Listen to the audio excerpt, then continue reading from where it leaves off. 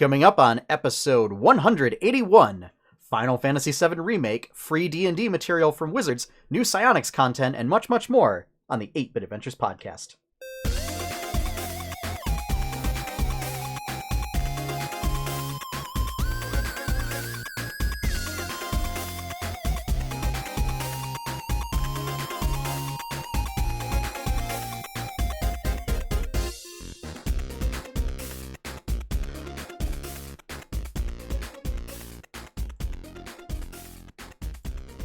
Hello, everyone, and welcome back to another episode of the 8-Bit Adventures podcast, bringing you the latest and greatest geeky news of the week. I am your host, Sean Hayes, and with me are my wonderful co-hosts, as always, Courtney Bolin, who's muted, and Josh York. Yeah, I don't even need a bit today.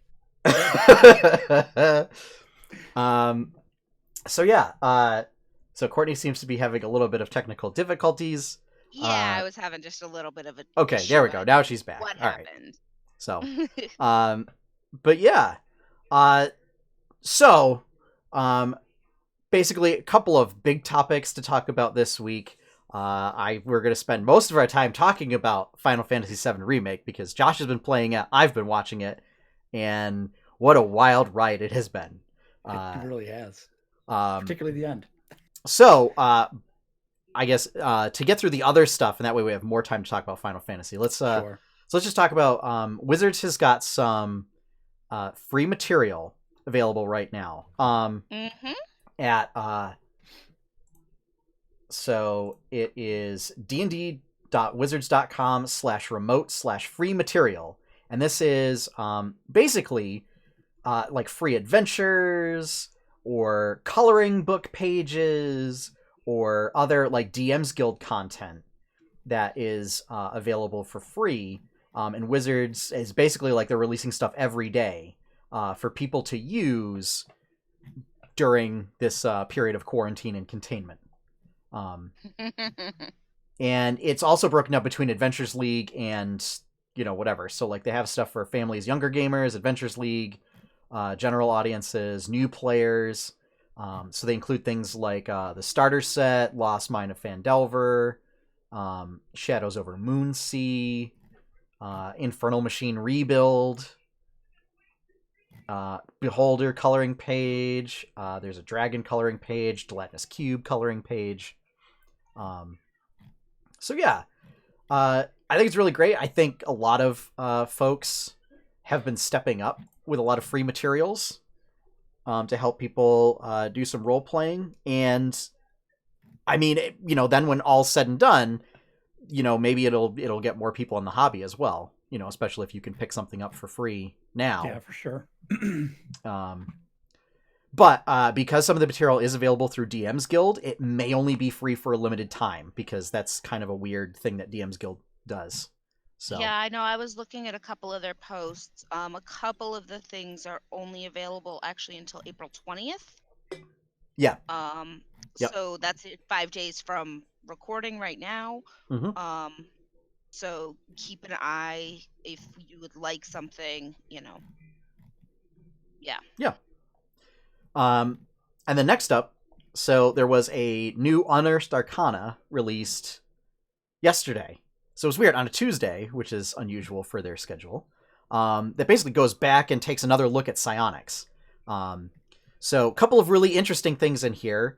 One of the things that's probably most interesting is they flat out said, "Yeah, Mystics no more." Right, like in the opening passage. I mean, whatever. They just wanted to come out and say it. Like, yeah, we have scrapped the Mystic. We are not coming back to it. This is how we're going to do things moving forward. It was ridiculous and broken and confusing. Oh, yeah. That said... Coming from somebody who played one for like a half a year in a campaign, it was just too much to keep track of. And somebody who fought against one that was inspired by said character. Yeah. So they put... essentially, they reworked 3 existing psionic subclasses that were from another Unearthed Arcana. The Psychic Warrior was renamed the Psi Knight. Soul Knife is reprised as a rogue subclass, and Psionic Soul replaces the Aberrant Mind for Sorcerer. These they have all really great flavor. They kind of bring back up the idea of psionics, like you get a couple of different abilities that you can use at various levels that give you some options, so it's not just like, well, I get a thing and I can do, a thing or whatever like every other class can. They do a couple of spells and they do a couple of feats. The sort of tying mechanic is, instead of doing power points or just psionics is just magic or whatever, they use a psionics die that starts off as a D4, I believe, and then at later levels increases in die type. And the way it works is, when you use a psionic ability, you roll the psionic die, sort of like martial dice for Battle Master Fighter and stuff like that. The catch is, so the way it works is you get whatever benefit that you roll. If you roll the maximum number, the die type decreases by 1 step.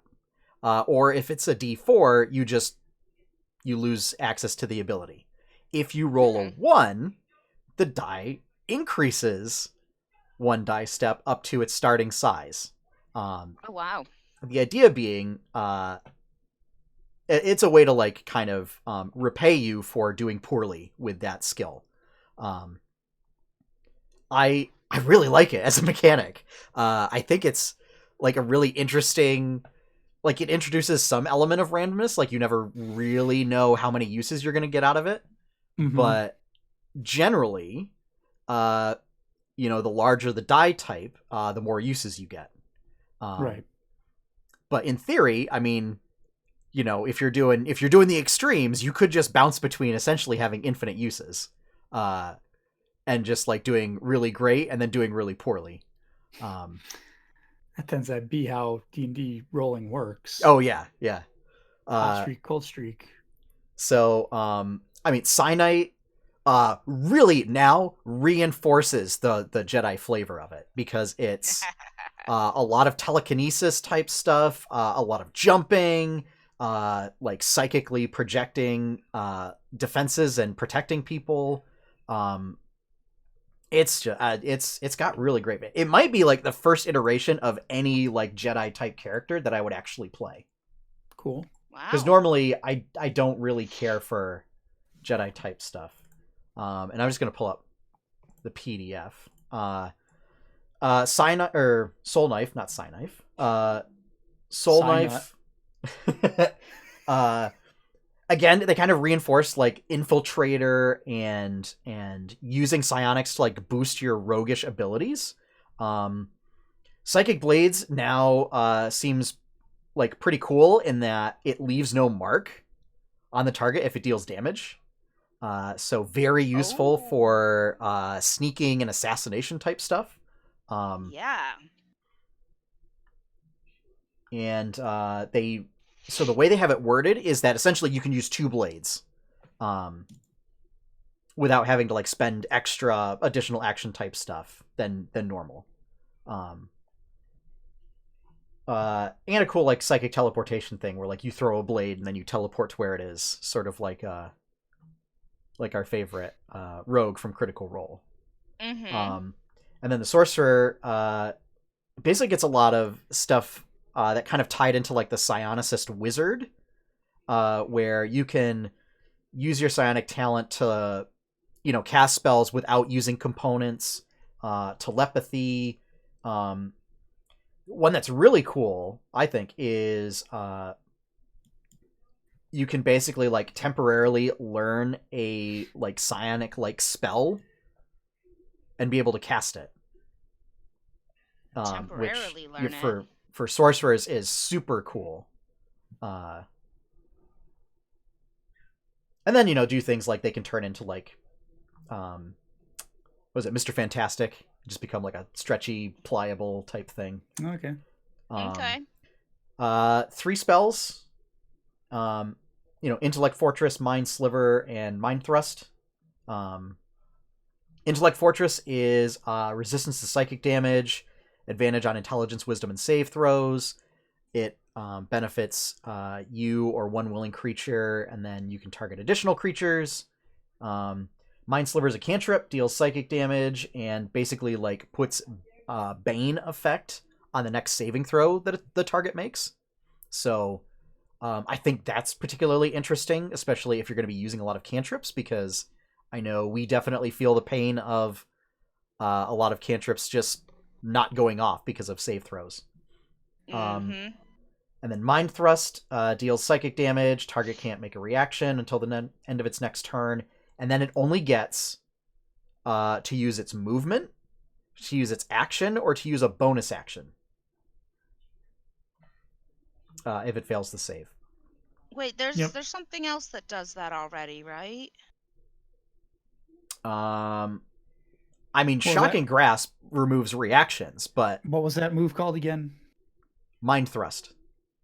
Yeah, there was something... Oh, when I was playing my Mystic, it was that, or there was another one similar to it. It might have been Mind Whip or something. But very similar. Maybe it was Ego Whip. Yeah. But very similar. I used it all the time. It was like one of my most used moves just because it was such a good...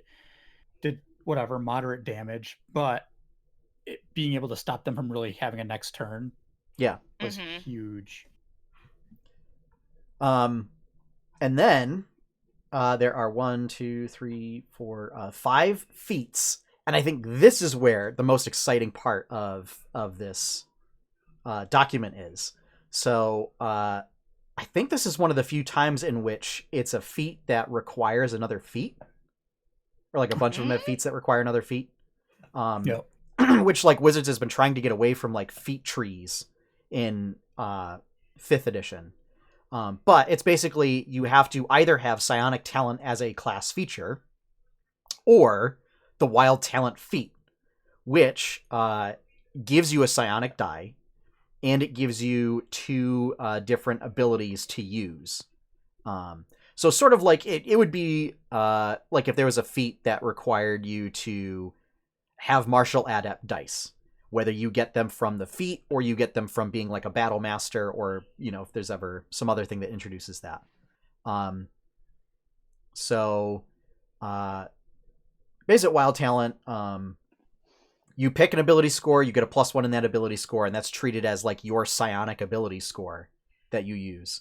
And excuse me, you get 2 abilities. You can add psionic die to ability checks or to damage rolls, or to a damage roll. Or sorry, you replace one of the damage dice with the psionic talent die.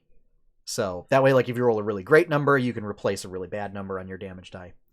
The other ones, metabolic control. This one's cool. You can use psionic power to nourish yourself, or you can spend... So if your psionic talent die is available, you can meditate for 1 minute to gain the benefits of a short rest. What? And then what happens is you just reduce the size of your psionic talent die. You can't meditate this way again until you finish a long rest. So okay, that's fine. I'm all in favor of more things letting people use short rests, because short rests are kind of they're difficult to work in, I feel like, a lot of times. I feel like they're not utilized enough, to be honest. Well, because the DM shouldn't let you utilize them all the time. Yeah. If you could just short rest whenever you wanted to, there'd be 0 difficulty. Yeah. I think part of the problem is like hit dice is such a weird mechanic in 5th edition, and it feels like they wanted it to be this like depleting mechanic that you would use short rests for to regain stuff. Because in 4th edition you had healing surges, and that was like a core mechanic to the system that spending them during a short rest was often like one of the the ways that you would heal back up, because you weren't always guaranteed to have access to healing magic. And I think if they had gone with something similar than this admittedly like complicated hit dice mechanic, that short rest might be utilized a little bit more. Because right now it's just like the people that benefit from short rests are fighters and monks. And Just maybe anybody who can get stuff back on a short rest. And warlocks. That's right. Yeah. But next up, telekinetic is you get mage hand. You can basically move stuff around telekinetically. You can try and shove people telekinetically. Telepath. So you get telepathy within 30 feet, but it doesn't allow you to read minds unless you can basically reduce your psionic talent die if it's available to cast detect thoughts without requiring any components.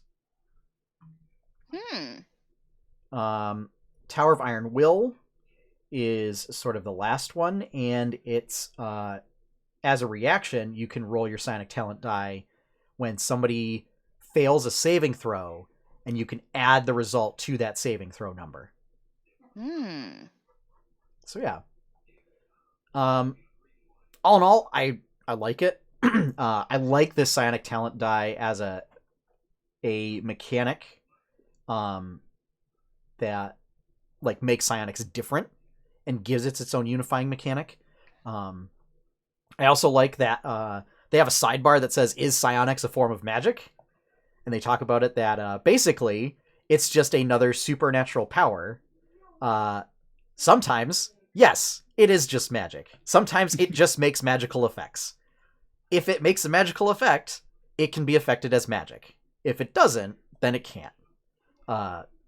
So like basically if you use psionics to like cast spells, then those spells can like be counterspelled and affected by anti-magic fields. I mean, if it doesn't, like for example, the Psi Knight's like telekinetic strike or psi-powered leap doesn't create a specific magical effect or a spell-like effect. So, you're good. You can jump all over the place in that anti-magic field. Nobody can stop you. Cool. So yeah, Psi Knight is for fighters, by the way, because I didn't mention that. But yeah, I mean, cool things, psionic thrust, telekinetic movement, which is, just like force grabbing and pulling stuff. Telekinetic master, which is sort of like the telepath ability where you can detect thoughts. This is, you can use telekinesis. So, but yeah, all in all, pretty nice little Unearthed Arcana. And they also talk about like Psion earlier editions in D&D versus Psionics in 5th edition, as a comparison. But yeah, they have said that they want to take an approach similar to 1st edition, where it's not like all kind of revolving around like one class, but it's basically everybody like trying to weave psionics into every class, right, and letting people have that option. Yeah, I think it's a good move. Works for me. Yeah. So yeah. All right. So that's the D&D news. And that's the other news that we got out of the way. So, ding, ding, ding, ladies and gentlemen, welcome to the main event. So Final Fantasy VII Remake came out. Did it come out on Friday? Last Friday. Yeah. God, it seems like it's been so long. Because that's all anybody's playing, all anybody's talking about. Yeah. Valorant, but... Well, it's sort of like how it was the toss-up was Doom Eternal or Animal Crossing. Is now it's still like Animal Crossing or Final Fantasy VII. But I'm not seeing any crossover memes, which makes me sad. Nope. But so Final Fantasy VII Remake is out. We definitely wanted to play it because Josh finished it today. Like an hour ago. Yeah. Yeah. It's we all have thoughts. But I think we're still all trying to process exactly what. Because I'll give my overall thoughts. Looking at the game as a whole. Oh, let me press it first. So I did put a spoiler tag on this. we are going to delve into spoiler territory, just so that we can talk about like the ending, for example, because that's mind blowing, or just mind Boys- confusing. The boys Maybe still mind can't wrap confusing. their minds fully around it, so No. we're gonna debrief. Yeah. So if you don't want to get spoilers for the FF7 remake, you might want to skip this whole part. So, Right. yeah. So FF7 Remake, if you're familiar with the original, takes place in the city of Midgar, and it's basically just the Midgar section, the first Midgar section of the game, which in the original game is maybe 1/5, 1/6 of the entire game. It's just the beginning. But this remake takes place solely in the city and through that part of the scenario, and follows it pretty much more or less on track until the very, very end, where it gets pretty different. But so my overall thoughts is, I'll give my score. The game's definitely a 9 out of 10, almost 10 out of 10. It's not a perfect game by any means, but it's really, really good. The gameplay is a lot of fun. Like the combat, I'll say that combat is a lot of fun. It's action. It's not turn-based anymore. It's action RPG. Very hack and slash like. But I mean, there are moments where you're like your ATB bar fills and you like kind of pause or slow down the game for a second to go through the menus like you would in an old school Final Fantasy game and pick if you want to do an item or a spell or an ability or whatever. So there is that little bit of throwback to that. But the combat's really fun. Every character feels pretty unique. Cloud has big arching slashes with his sword. Tifa does a lot of single target damage by punching the shit out of everybody. Excuse my language. Aerith, I didn't like Aerith's gameplay that much. It wasn't as fun, but she's a really powerhouse when it comes to casting spells. Obviously, she has a very high magic stat. And Barrett has a gun for an arm, so how can you go wrong with that? Also, there are weapons that turn Barrett into a melee character. He has two weapons. That was very interesting. He has this claw and he has like a wrecking ball that basically turned into a melee character, which was interesting, but not as good. He's better as a ranged. Yeah. Because he was my secondary mage when I didn't have Aerith around. Because he's good. He's got good ranged abilities on his own, and you can make him a decent caster. But it's really fun. And then Red 13, who only enters as a guest at the end. Yep. I would have loved to have played as him, but as I was saying at the end of my stream, I get why they didn't do that. Why go through all the hassle of like creating attack animations and abilities and all this other stuff that you need to for a character who's only in the game for 2 hours or less. Yeah, right? I mean, he's in the last 2 chapters. Yeah, and maybe even comes in as a guest, does its own thing. Yeah, yeah, last chapter and a half, really. Yeah. So yeah, I get why you wouldn't want to waste your resources and developers working on that. Save it for the next game. That's fine. Yeah. There's some stuff gameplay wise that, and I noticed it more towards the end, that just felt kind of like boring. Like just hold forward. It's like you're crawling through a ventilation shaft for like 5-10 minutes and nothing's happening other than you're holding the forward button, and there's nothing really. And really, the only thing was to see like a couple of different windows to get conversations, and they could have easily made that a cutscene instead. Yeah. Exactly. If there was like some type of expositional dialogue going on around you while you were doing it, that you could focus on that rather than the holding the forward. And there were a couple sections of the game that had things kind of like that, where you're like, okay, I'm just holding forward, and it's kind of pointless, and this is like padding out. And in some areas, like when you're in the city, I get it. You can like kind of take in the visuals and what's going on around you and like the detail and stuff like that. Sure. But sometimes I'm just like, what am I doing? The chin-ups are the worst thing. I was wondering if we were going to talk about the pull-up minigame. So there's lots of little mini games within it. Squats. So man, I missed that. Oh, yesterday me getting so salty and tilted and angry. Rage quit. I rage cut the stream and just because I was losing my mind. It wasn't that bad. But I was pretty angry. So what is really, I think, unique and special and different about this compared to the original is how fleshed out the city is.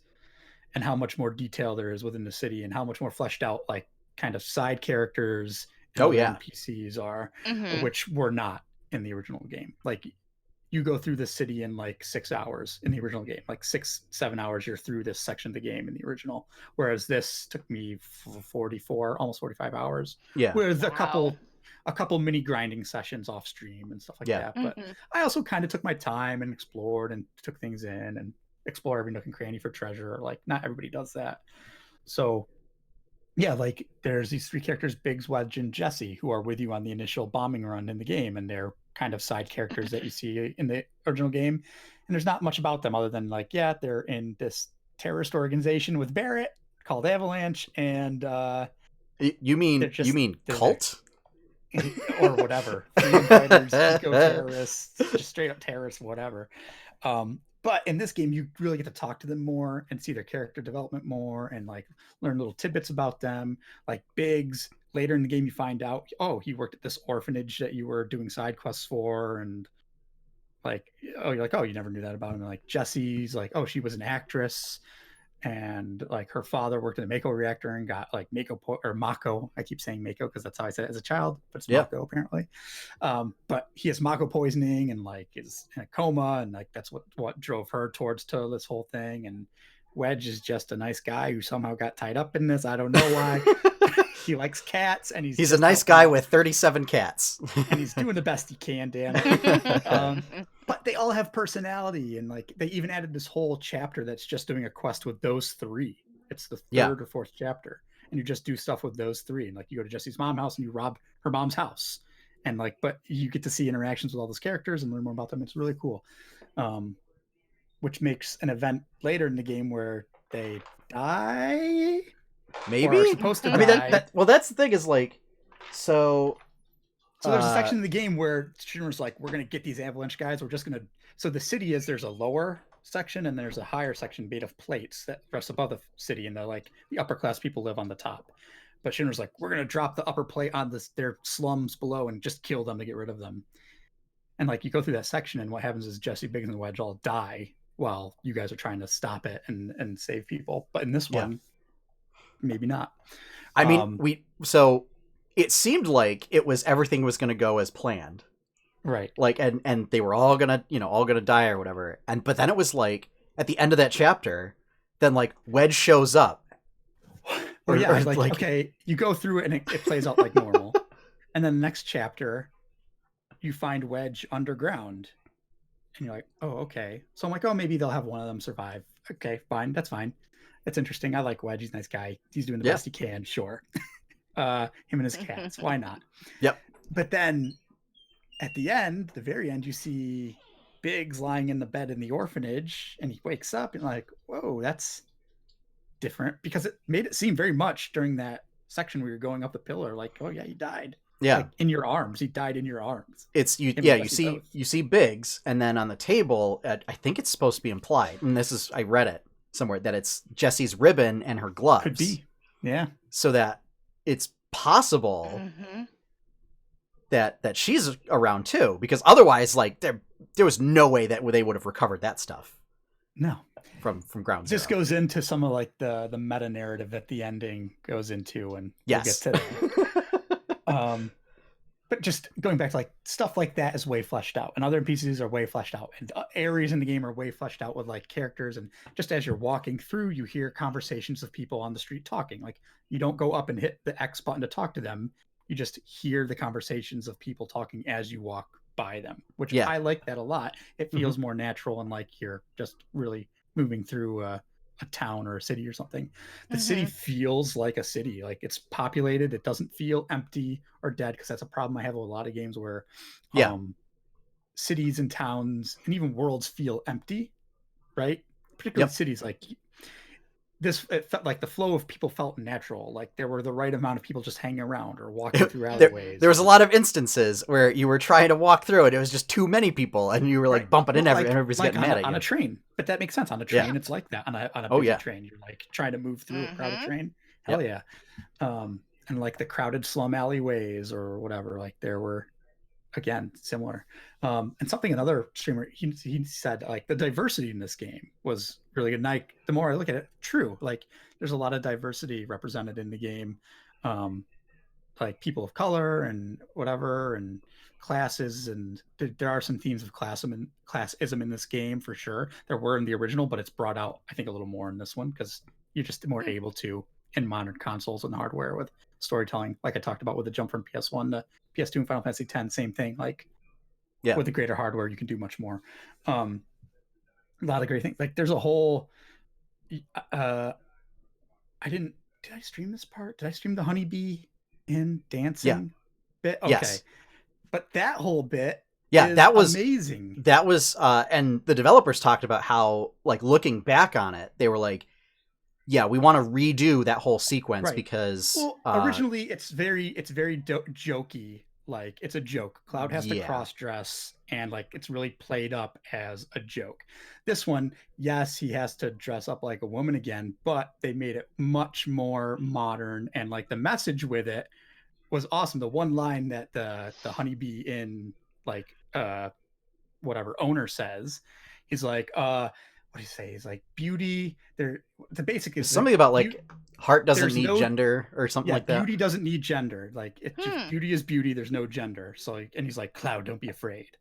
And it's a little tongue in cheek, but whatever. But the overall message is like, it's really kind of like a good message, and the way they presented it was amazing. Because it just, I think they modernized it and made it cool. And yeah, it's still kind of funny because Cloud's not into it, and he's like, I don't want to have to dress up like a woman to go save Tifa, but I'm going to do it. But I think like stuff like that, even like diversity represented in that way, it's definitely way more modern and feels natural and real, and like in a good way. There's a really funny line afterwards where Tifa finds him and she's like, Cloud, is that you? He's like, yeah, I know, I nailed it, let's move on. Yes. He's like, yeah, I know, I nailed the look, it's great, but let's moving on. But even that whole section of the game is fleshed out and built upon, because like that section of the game, you just go, you get the dress, you do the thing, but it's like there you meet other NPCs and shop owners, and like you talk to the people in the town, and like it's very interesting. So just like the fleshing out of the world there, and world building just in that city really is amazing. So like, and visually the game looks stunning as well. So yeah, it's just that was something that I kept catching myself watching different people had it streaming, and it was just absolutely amazing to watch. I'm always a sucker for like tech trees in gaming.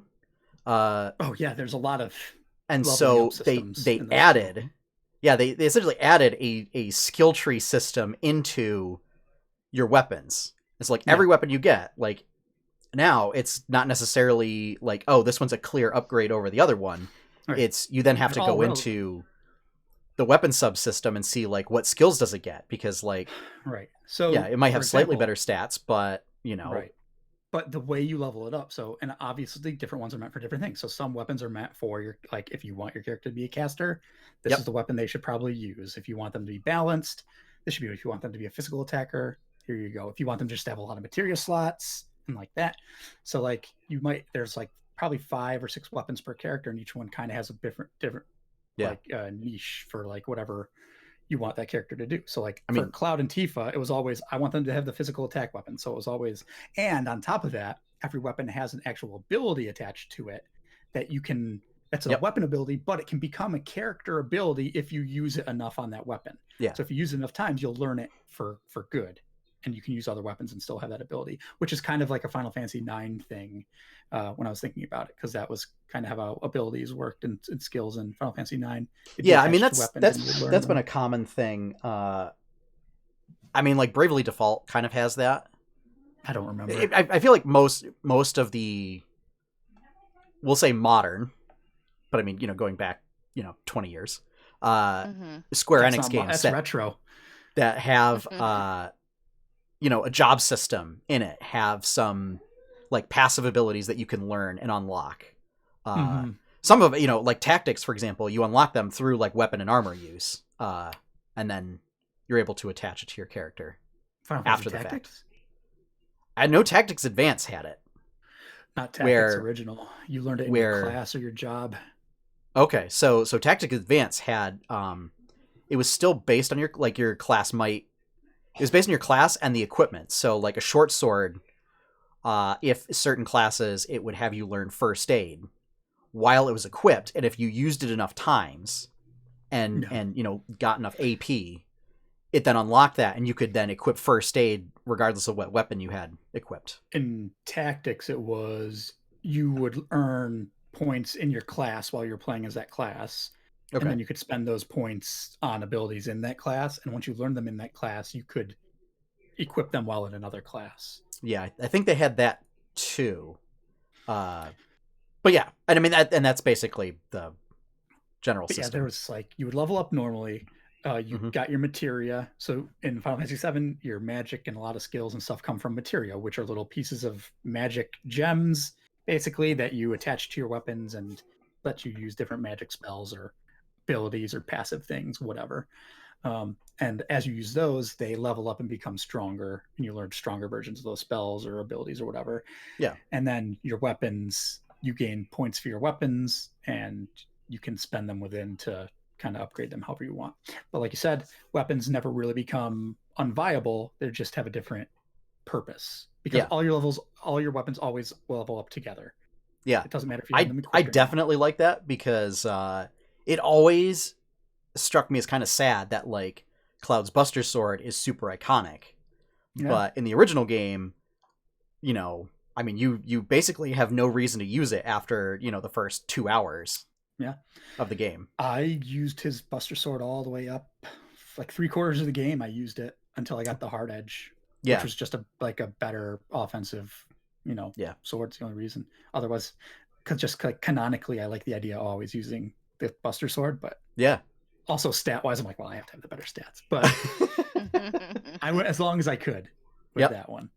And I liked they even so the way the weapon skills worked was that they even allow you to do not necessarily just like a generalist build or like a physical attacker build or a caster build, but like really kind of niche builds, like the essentially like critical attack defense build, where you just let your guy, like you play the dangerous game of letting your folks get down to critical HP levels, and then suddenly their stats go through the roof, and you go Super Saiyan and just destroy everything. Yeah, that's not me. I'm sure, that's a whole build archetype in Monster Hunter that the pro players use. It's definitely a MLG pro strat there, because you have to just not get hit ever. But yeah, I mean, it was definitely fun to watch, which is always a plus. Which is like not always the case for RPGs. It is because it's more action, right? Watching a turn-based RPG is different than watching an action RPG, in my opinion. But that's me.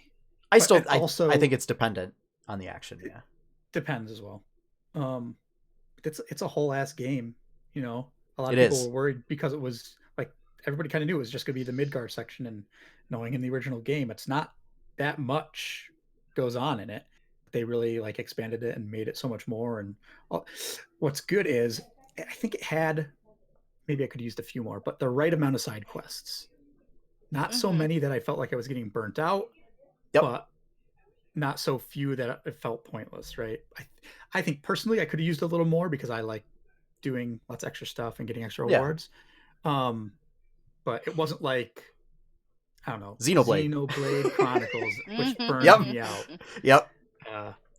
And here's the difference: the types of quests, they felt more realistic. Like they weren't all just fetch quests. I don't know. Yeah. It just felt like I was actually doing something to affect the community I was helping.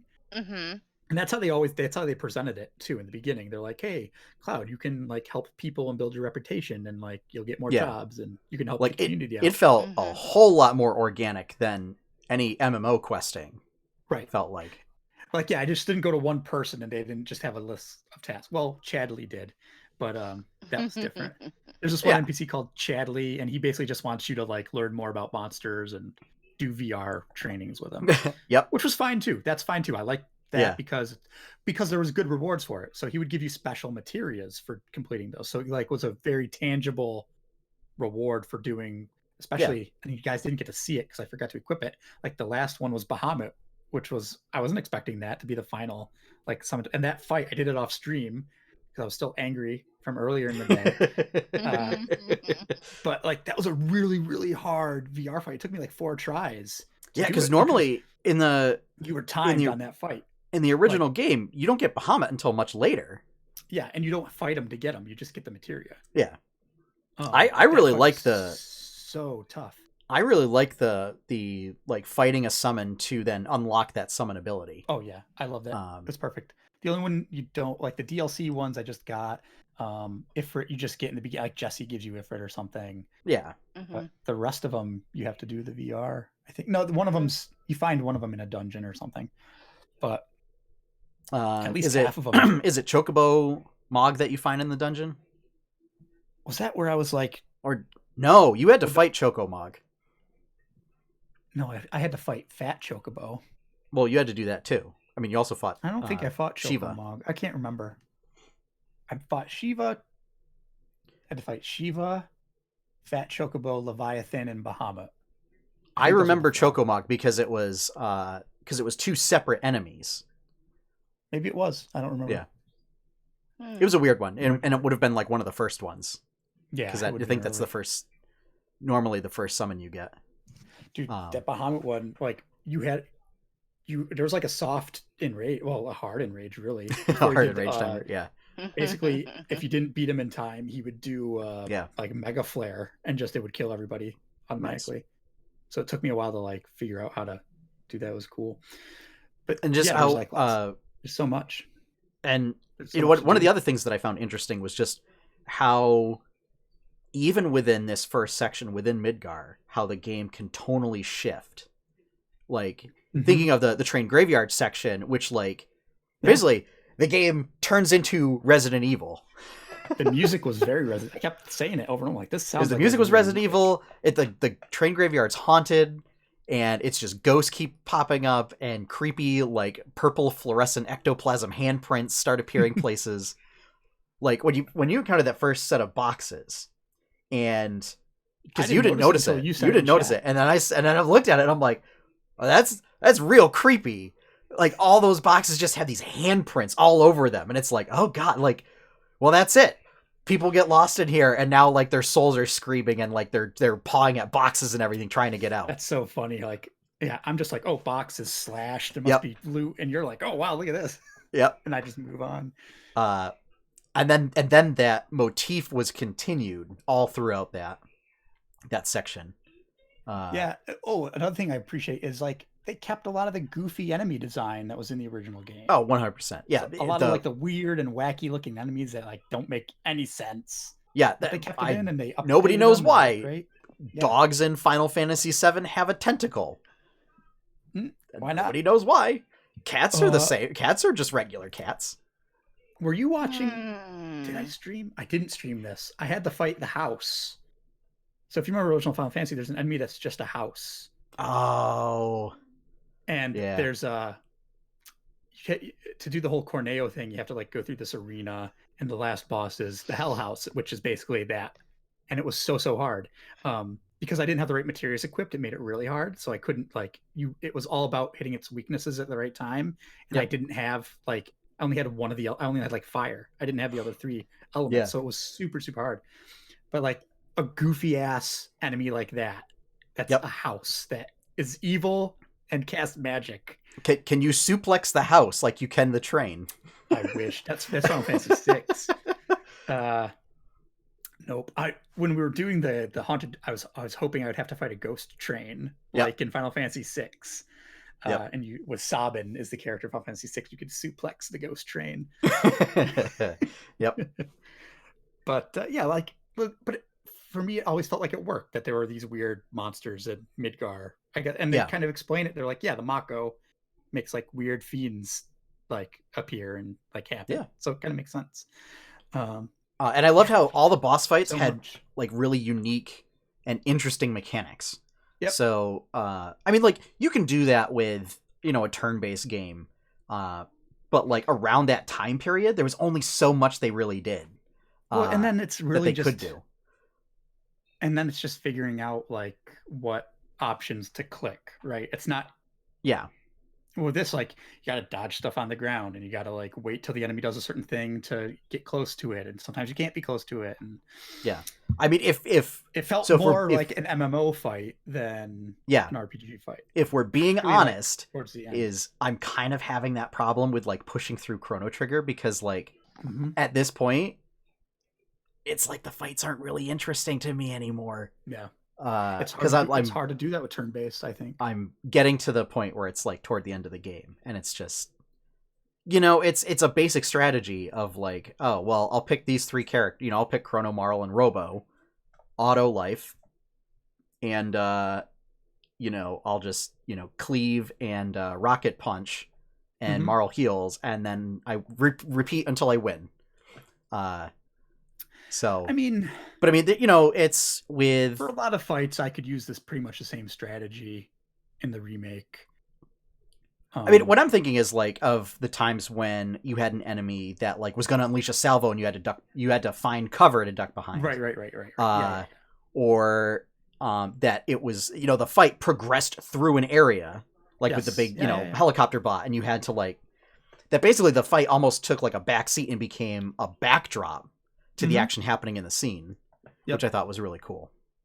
Yeah, and like I said, there's lots of bosses where like you got to dodge crap on the ground, and they for a while they have an aura around them that you just take damage from, or you got to go kill the tentacles to make the boss vulnerable or whatever. Or like that helicopter boss, you have to like hide behind cover and move through this whatever the debris is.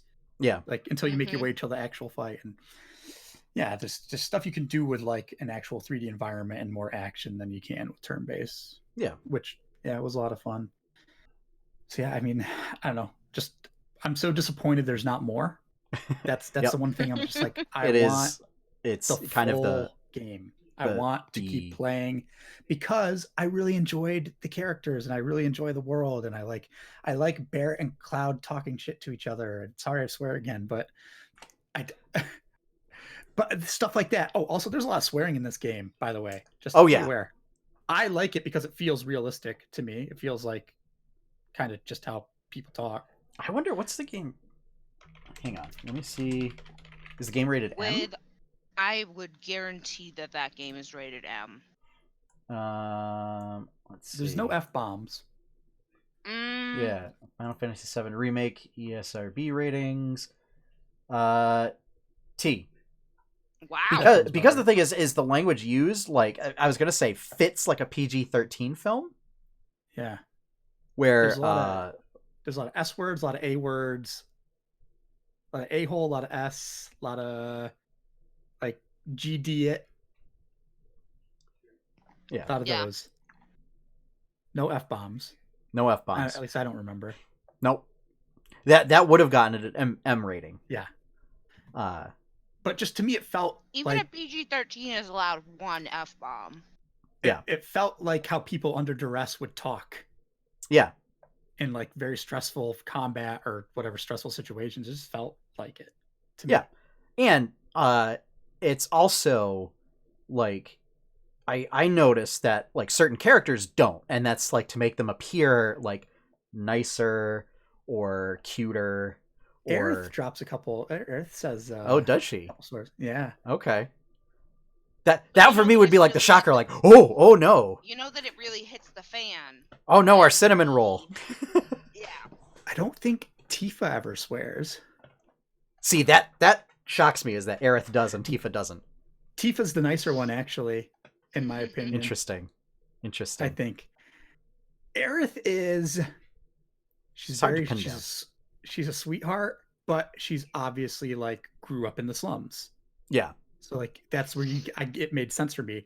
There's a part where her and Cloud are jumping like rooftops to get out of the church or something, and like she misses or something, and she goes, "Oh," and like there's a little section where she's hanging there. It's funny. So I, as Cloud, go over and help her. I watch somebody else stream it, and he's like, "Oh, I wonder what happens if I walk away." Oh.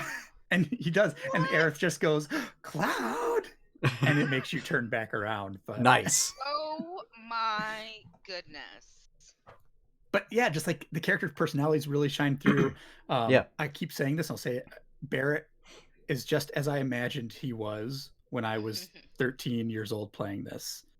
He sounds and acts just like I imagined. I think he's perfect. I think Barrett got like a personality upgrade from the original. Because he's just way better in this one. Yeah. I mean, right, like, Barrett can't sing, but loves to sing. And I think that's such a great like little personality quirk to add to a main character. Yeah. And that I still like, I think my favorite thing about the game is that he will just go around just like singing the victory theme when you win a fight. Yes. They jacked that from Final Fantasy 15 because there's a character in that Prompto who always does it when you win a battle in that. So again, it makes sense that this is just like a little tune that's in the world that people might hum, right? It's a little melody that exists in the world. Yeah. It's I hope they keep it. I hope they keep it in all future episodes. Oh, please. Yes. Yeah. And Barrett only gets better, honestly.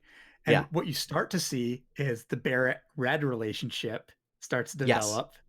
And that gets better throughout the original game. It's really good. I saw there's a lot of folk like kind of complaining about how the way the whole sort of Mako reactor bombing narrative played out is that like in the first game it was supposed to be that like Barrett's character arc is that he comes to terms with the fact that like they killed civilians in order to do this, and that he's got to come to terms with that and have character growth to work through that and say like, well, that's not okay anymore to save everybody. But I think there's still just as much with that, and it's just that you don't get to see that because it's only, the first part of the game really, is that there's still plenty of him to work through, I think. Yeah. Because at this point, as far as he knows, like his crew is still dead. Yeah, true. As far as he knows, and in that, like, I mean, Sector 7 still got wrecked, and there were still people that didn't make it out. Yeah. And they did make it a point in this to say that like they got a lot of people out because of evacuation efforts, which that wasn't in the first original game. And I just wonder if they're gonna, since they've clearly decided that they can kind of go in whatever directions they want with the narrative, that maybe they'll introduce other things that are similar to that, of like just this idea of like civilians getting hurt. That maybe it's not necessarily Barrett like having to get pushed into coming to terms with that so much as he and Tifa have more heart-to-hearts, since Tifa very much pushes like this is not okay. Right. I'm not okay with this. That's brought to us from the beginning. Like Tifa is very much like, I don't want to do these bombings, but Barrett is like, this is the only way. And there's a lot of back and forth between that early on. And they make it known Tifa's not down with like the hardcore terrorism. Yeah. It's just, we lost Courtney. It was like really early on. It was the way Barrett was talking about stuff. And we joked about this on your streams and everything, was that he makes it sound kind of like a cult a little bit. Like Avalanche is like, I'm here for you.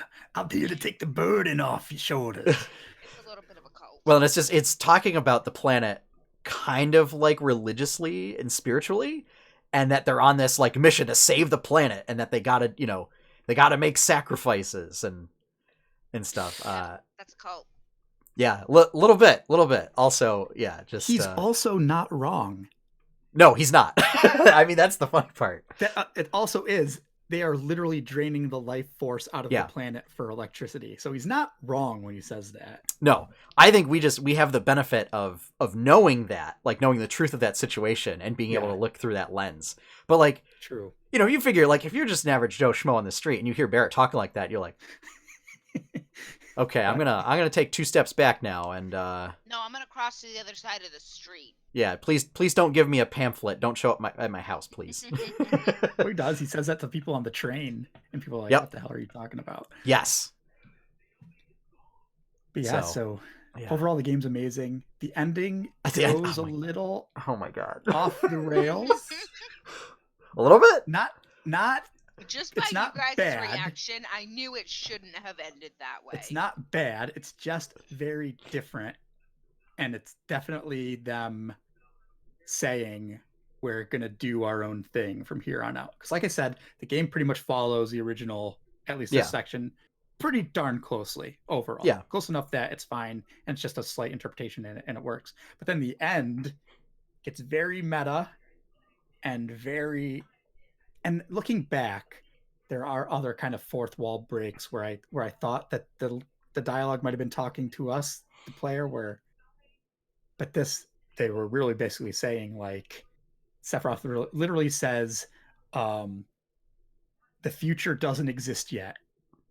And that, I think that's literally saying to us that whatever, we don't know what's next. Yeah. Anything can happen next. And I think the last lines on the screen were like, the adventure into the unknown will continue or something. Something like that, yeah. Paraphrasing it. But again, them saying directly to us that, from here on out, it's, even for you people who know Final Fantasy VII, it's going to be something new, something different, which is cool. I like that. I like a different interpretation. But at the same time, I do feel like, I just want the original game to look nice. Yeah. Like, I just want my original Final Fantasy VII to look really good. With speaking of which, fleshing out characters and blah, blah, blah. Of something that they can take the game in, I don't want to say like in a completely different direction, but like incorporate or play up certain narratives even more, is really pushing this war between Midgar and Wutai. Yes. Oh yeah. That I don't remember being in the first game. I remember Wutai just being like this optional area that you didn't have to do at all unless you had Yuffie. I kind of remember, but like very vaguely, and it's not like really built up, but like, that's like the war they always talk about. Yeah. Was like, that was between Midgar and Wutai. They always like, Aerith's father died in the war or whatever. And like, so they were in the war. Sephiroth was a war hero or blah, blah, blah, blah. That's the war they're talking about. Yeah. Which maybe took place like somewhere like 5 to 10 years before the game. But like really playing that up now and pushing the fact that like, I mean, there very well could be like some kind of conflict maybe as a result of this new story. I think it's also a very nice analogy to real world politics and geopolitical discourse. Oh yeah. There was a lot of that in this game where I'm like, that's very that's pretty real. Oh yeah. Particularly with how Shinra handles stuff. Or I'm like, I wouldn't put past our government. Anyways, or you know, the what's her name that was standing on the street corner basically giving the Shinra propaganda and then saying like, this is the truth, now give me money. Well, we also come to find out she's just a thief. Yes. And that she was just playing people, but I mean, that's how you play people. Yeah. To be fair. She is not, as we were kind of surmising, Yuffie in disguise. That's what I really thought for a while. I'm like, ooh, she kind of looks like her, and I could see it. So actually, during that scene, I looked it up just to see, and I found out that it wasn't, but I wasn't going to say anything in chat. Let you continue to speculate. Well, at the end of that little side quest chain, you whatever, she's not. You figure it out, but but apparently she is in. It's like a novel or something that's set in between the events of 7 and Advent Children. There's a bunch of like extra stuff that I've never read, or there's a lot of like novellas or short stories. So that were. If I'm hearing this right, basically what you're saying is the game, the remake, is now taking the information from the other books about it and putting it in. Oh yeah. Kind of like how The Hobbit did that with the. These were all official. I think Star Wars might be a better example of doing that than The Hobbit. Okay. And I mean, it's not like none of this is major stuff. This is like they added a side character that they mentioned once in the thing, and this might be like an Easter egg to somebody who like was really, really, really into Final Fantasy VII lore and like has read everything. Yeah, and they might. Well, I know. Thinking it was Yuffie was not restricted to to those of us watching the stream. Apparently, it was pretty common. It felt like it, didn't it? Oh though? yeah, absolutely. Like, this like teenage girl who's stealing stuff from people. Oh and yeah, it's like a total fake and a phony, and like plays sad cry, and then immediately changes. Like, okay, thanks for helping me. Like, and manipulates people into doing stuff for her. Exactly. I'm like, oh, this is Yuffie. I'm like, oh, they're just hiding her in the game. The thing that it would have given away was if she was trying to get her hands on materia. Yeah, because that's Yuffie's thing. Yeah, or that's weapons, I guess. I was weapons or materia. I was wondering if she was going to take my materia at some point, but obviously it never happened. But yeah, nope. And I'm kind of sad that we did get, we got Red 13 as a guest character. We got a reference to Kate Sith. Yeah. But we didn't get much in the way of Yuffie, Sid, Vincent. Nope. There was like one section in the Sector 5 slums that was like a bunch of discarded rockets and stuff. And I thought that, like, if you really think about it, maybe Sid was here experimenting on rocketry at some point, and maybe this was where it was. But there was like no real indication of that. It was that's just like me in my head saying, "Oh, maybe this is where he was." I almost thought for a moment that the end scene where they had Zack, that it almost sounded like the Manor basement, like a remix of the Manor basement theme. But I've never played Crisis Core, so I don't know what the music was like in that. That would make sense because, again, after the whole Nibelheim incident, that's where Cloud and Zack were taken to the basement of the manor and experimented on by Hojo. Oh, okay. That's where like Zack and Cloud ended up after the Nibelheim thing. That's where they escaped from and tried to get to Midgar. Yeah. See, that's like saying Nibelheim, and I just keep thinking of a Barovian style like nibbler from Futurama. Like going around in little lederhosen, like I realize that that's totally not what it is. You mean Bavarian and not Barovian? Yes. Yeah. But Barovian style is what happens in Final Fantasy VII. since that's where we find Vincent, I can't wait to see Vincent's new iteration, because that is going to be. Well, and like, his limit will be cool because his limits are him turning into monsters, right? Yes. So like, that'll be an interesting mechanic on how I'll say this. I was disappointed I didn't get to use limits that often. Maybe I was just killing things too quickly, but like limits didn't pop much for me. I rarely used them. I also feel like a lot of the limits became like the previous limit breaks became like your weapon abilities. Yeah, like Braver and there were some.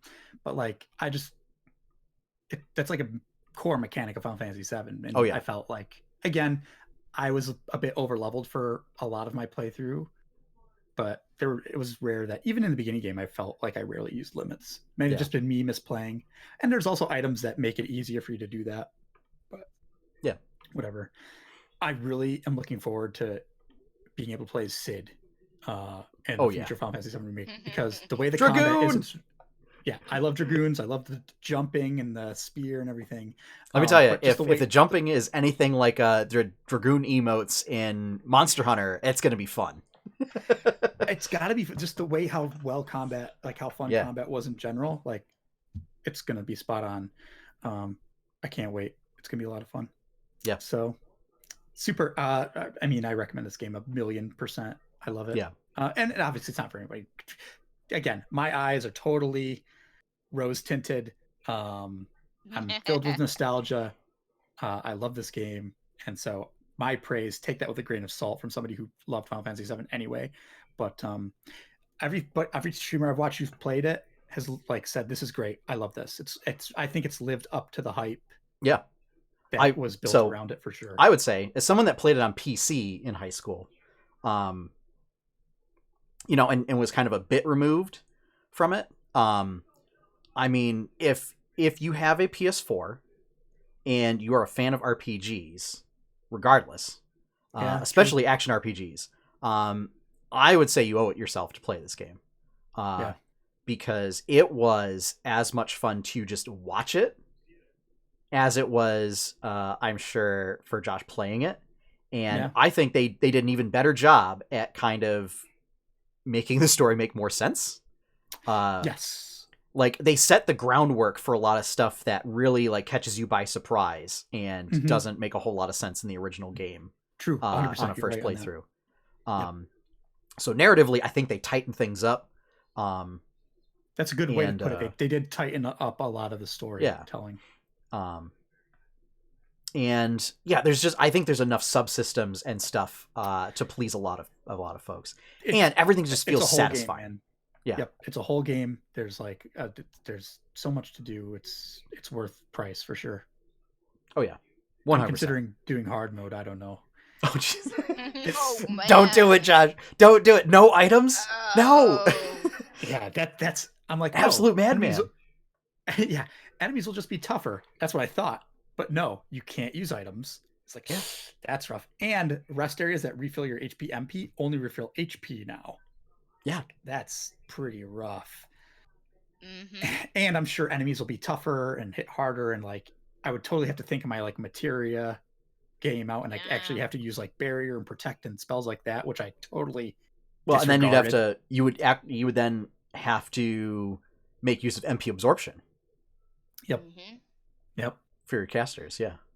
You'd have to change up a lot. I'd totally have to change my gameplay. I couldn't just be as button mashy as I was in this one, because a lot of fights I could just power my way through because I was so strong.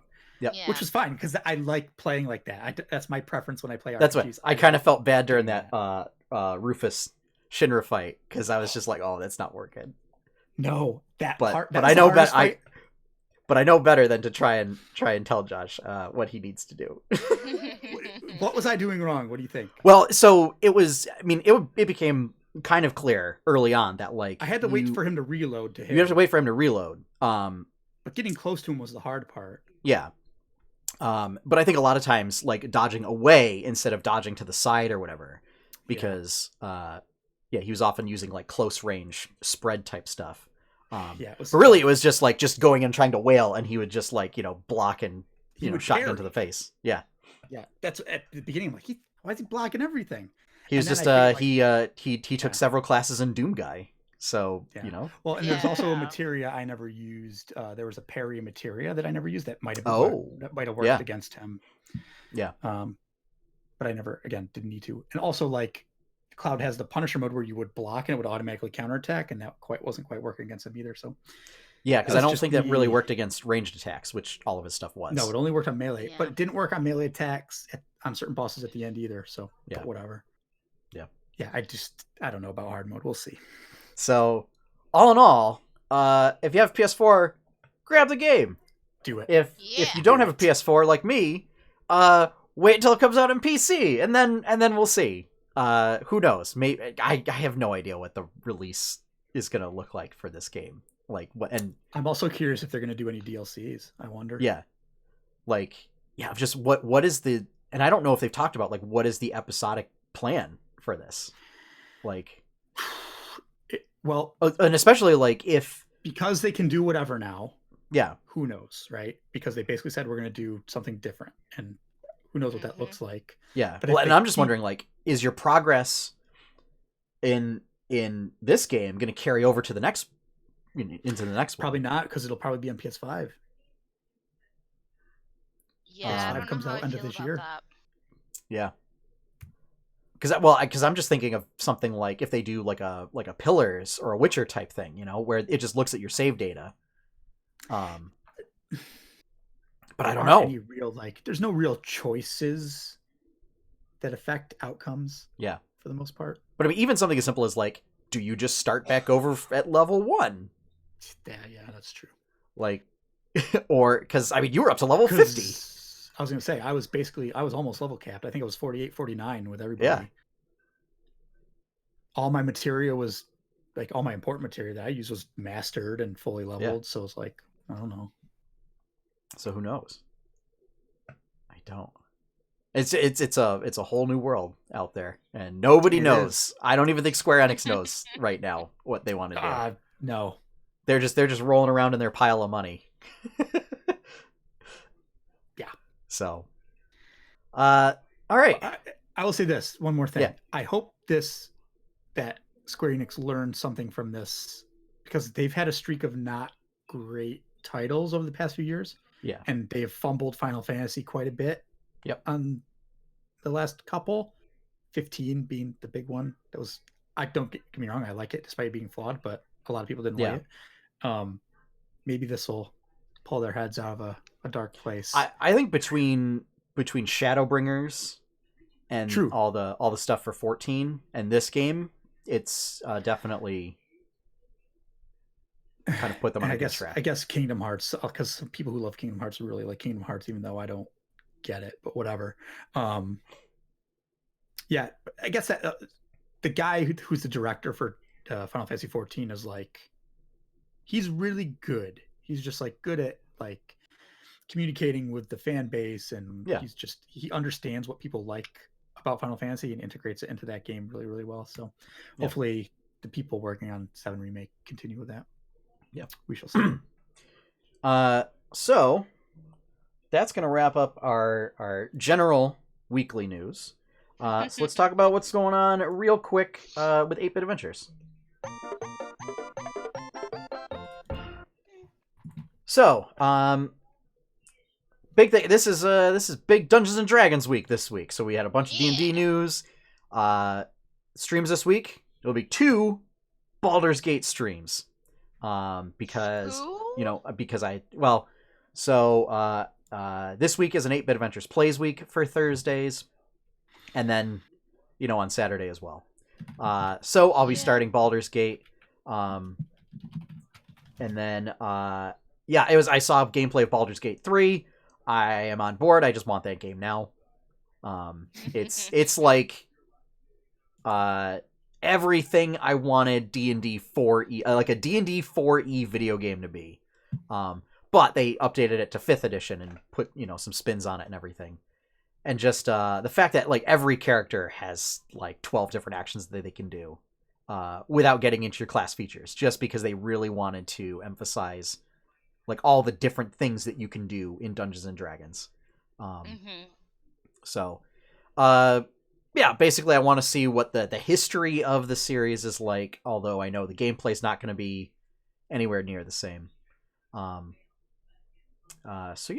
then on Friday we have our D&D game, Tales of Jemmora, The Kraken's Wake. So it'll be a nice little 2-hour session.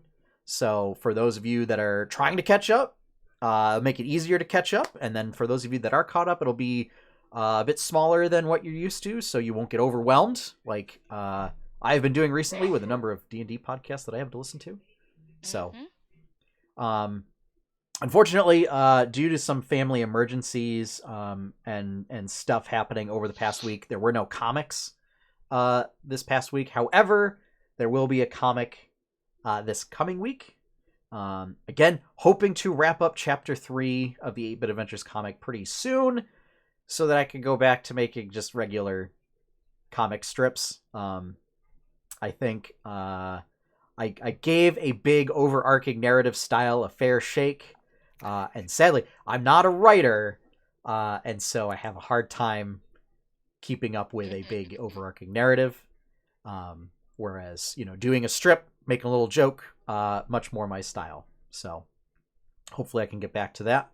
There is a Speedy and Monty comic that's going up for patrons tonight, so be on the lookout for that. And then on future art streams, I'm going to be making shifting from minis to making assets for the 8-Bit Adventures RPG Maker project. So I made myself a personal Trello board to do a roadmap. Actually looking at it like, okay, how does one actually make a game, as opposed to I'm just going to sit around and do random numbers. But yeah, and to actually put in the work and, do my own sprites, my own backgrounds and stuff like that, since, my background is in art, so that should be what, should come easily. So yeah. Basically, the plot of that game will be that one of the characters in the comic will be Melody, is looking to bake some kind of legendary pie cake. And so they must go around to the various culinary guardians of the region and defeat them to acquire the ingredients to make said pie cake. And then it'll be filled with all sorts of little subplots, like in each region and whatnot. So, yeah. The idea is to give it like a lighthearted story and have the real focus be on sort of the meat of the gameplay. So, yeah, a lot of classes, taking a lot of elements from Fire Emblem, games like Final Fantasy and Bravely Default. They have job systems, a little bit of D&D thrown in there. Make stuff really fun. So, yay! Yeah. Unfortunately, Berkshire Bites still not happening. As everything's still closed. And really, I just wanted to reiterate this is so my wife and I have felt that part of the appeal for Berkshire Bites, which is our food, sort of local restaurant podcast, is going to the restaurant. We would only review like delivery places if that's all we ever did, and like they don't really have a place to sit down and eat.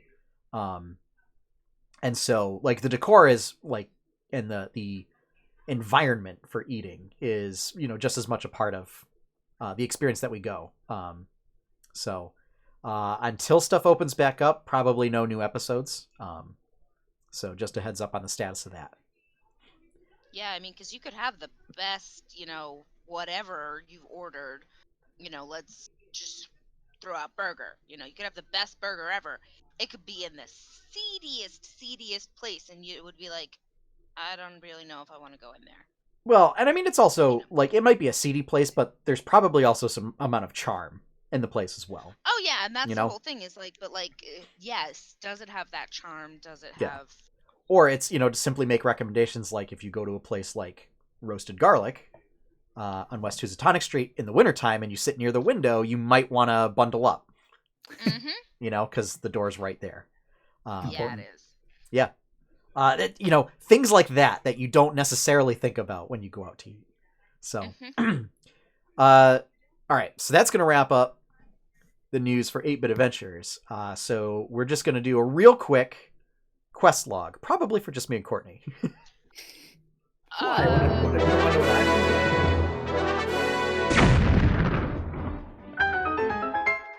So, I mean, basically, we kind of already covered what Josh has been playing in our news segment, because it's just been Final Fantasy VII all day, every day.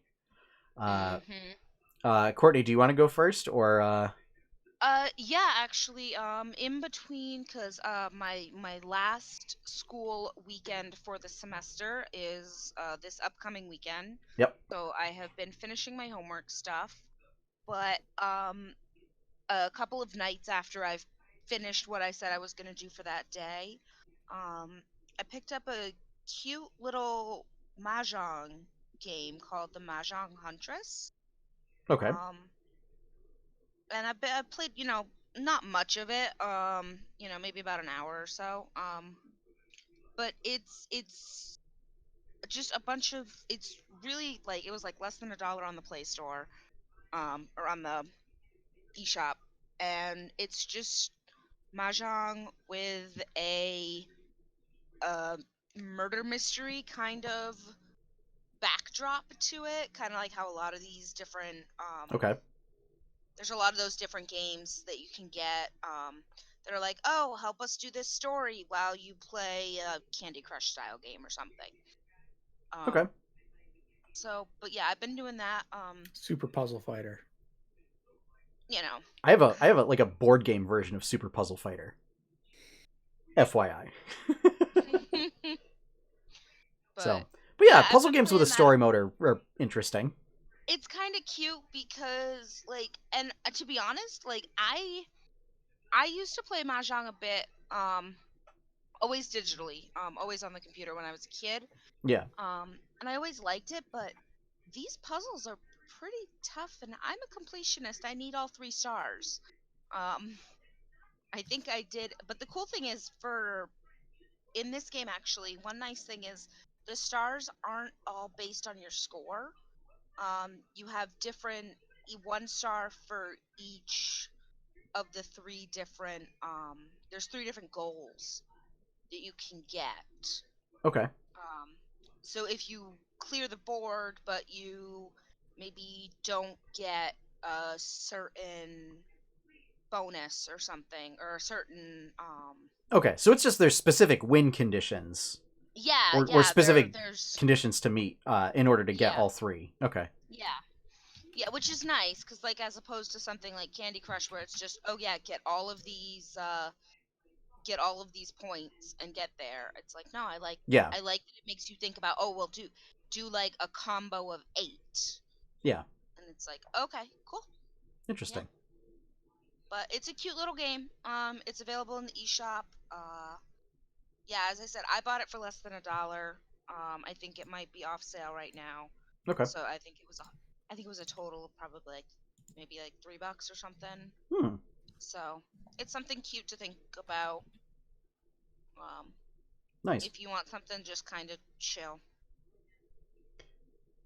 All right. But yeah, that's been me. I finished up my second playthrough of Fire Emblem Three Houses. Oh, you did? I did. And the sad part was I immediately wanted to start my third playthrough. I'm gonna wait. I'm gonna wait until after Xenoblade. I think. I think it's too soon to start another playthrough of Fire Emblem. I have all my characters' classes plotted out and their path. I haven't played the DLC, so that's gonna be something where I wait until the next playthrough. Especially after watching Josh bang his head against the wall with that. But I also played through the Bravely Default 2 demo. I actually really like the sort of, I guess, gameplay treadmill that the game goes through and the strategy involved in that game. Of just leveling up your jobs, unlocking the passive abilities, and trying to, play around with what sort of passives versus what sort of jobs work on each character. They give you 5 jobs to start with in the demo. Freelancer, warrior, or something like warrior, white mage, black mage, and monk. And basically the idea is like you're supposed to mix and match based on the character. And then after you beat the boss in the demo, you unlock Thief. And you can, still play around and grind levels and stuff like that. I guess there's a couple of like hidden things after you finish that little storyline. So I know a lot of folks were saying that the demo is really hard. I think what a lot of folks ended up doing is they just went a little too far without doing a little bit of grinding first. Because there are, and you see it in the mix of enemies, is like, you start off and you see, little goblins and some wolves and orcs on the map. And, further out past that, you start seeing like these big scary wasps and snakes or whatever. And that's kind of the point where like that shows the shift in like enemy levels. So you're meant to just like fight, the goblins and orcs or whatever until you reach a certain point, and then you can move on. And I think people were just looking to beeline it, through the demo, and basically went into the ruins where it's full of the sort of later enemies, without kind of leveling up a bit first. The boss definitely requires you to use some like RPG mechanics, where I found I definitely needed a dedicated tank that was just taunting every turn just to soak up attacks, because otherwise he would one-shot your mages. And like it would deal like 1,500 damage to your mages who only had like 1,200 HP. So there was like no way to mitigate that at all. So I like that there's a little bit of playing around with stuff like that, which is nice for a turn-based game, because normally that level of strategy is usually reserved for a lot of like action or MMO type games. And then Animal Crossing, just continuing to do that. It makes for a nice little pop in, play for a couple minutes, check turnip prices, see what's in the shop, pop back out. I also was playing Torchlight the other day. That's another just Diablo style dungeon crawler, and that's just the grind. But I like the twist where it's just you're going progressively deeper and deeper in the mine. So you can say like, okay, I'm gonna set a goal of like I'm gonna do 3 more floors to get to the next waypoint, and then I'm done. Because like Diablo, it gets to a certain point where it's kind of just the same. I'm just running around spamming explosive shot, and that's my gameplay. Pretty much. Also because like I know how to build the character, and I'm running around in like full like artifact and set gear, and that I've just tried to enchant as much as possible. So it really is just explosive shot, everything dies. It is very satisfying though. So, but yeah, and then Baldur's Gate coming up. So, and then if I finish that, Dragon's Dogma before Xenoblade in May. So nice. Dragon's Dogma is great. Yeah, I like that game a lot. So that is going to wrap everything up for this week. Thank you all for joining us. Thank you for our discussion of Final Fantasy VII Remake. Definitely, if go check out Josh's streams. Yeah, catch the VOD. If you want to check the VODs. While longer. Yeah, like 2 weeks probably, I think. So, and speaking of which, before we head out, Josh, where can people find you on the internet? Yeah, twitch.tv/damnanimal. That's me. Follow if you haven't. I'm at 39 out of 50 to get to affiliate. So I'm really close. So come by, hit a follow, check out my stream. And Courtney, where can folks find you on the internet? Yeah, folks can find me on Twitter at cbolin91, or they can always, again, go through the 8-Bit Adventures, and Sean will let me know. Yeah. And my stuff's down here at the bottom of the stream, but for podcast audio listeners, you can find me at 8-Bit Adventures on most social media platforms. But if you want to see more of our content, you can check out 8-bitadventures.com. Over there, you can find the 8-Bit Adventures comic, my artwork portfolio, our podcasts, our streams, videos, and all that good stuff. If you'd like to help support that content, you can do so in 2 ways. You can become a sub to this channel, either a regular sub or using Twitch Prime. So thank you to all of the subs that have done that. Remember that Twitch Prime needs to be manually renewed every 30 days. Yes. The nice thing is it actually gives you a reminder on Twitch when Cool. that Prime has to get, when you can renew it. And yeah, but it has to be redone every month. Yeah, So. it's annoying. Current goal is 12 more subs to unlock another emote slot. So, because right now I only have 1, which is just sad. So I want lots of emotes so that everybody could spam emotes in the my own emotes in the channel. But you can also become a patron at patreon.com/8bitadventures. Over there you can get early access to comics, exclusive access to the Speedy and Monty comic, and access to basically other projects that I'm working on. So things like Tales of Jemmora content, like subclasses and stuff like that, or updates on the 8-Bit Adventures RPG Maker project, which have been posted there. You can become a patron for as little as $1 a month. You also, all patrons get a discount in the shop.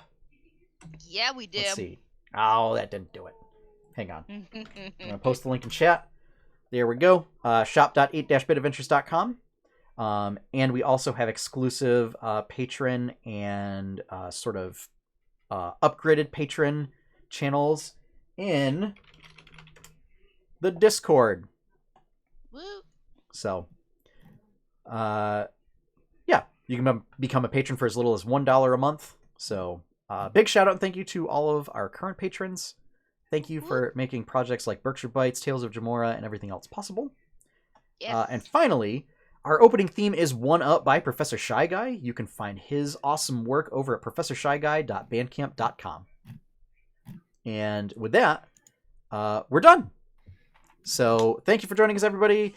And as always, have fun, happy gaming, and enjoy your pie cake. Bye, everybody. Bye-bye.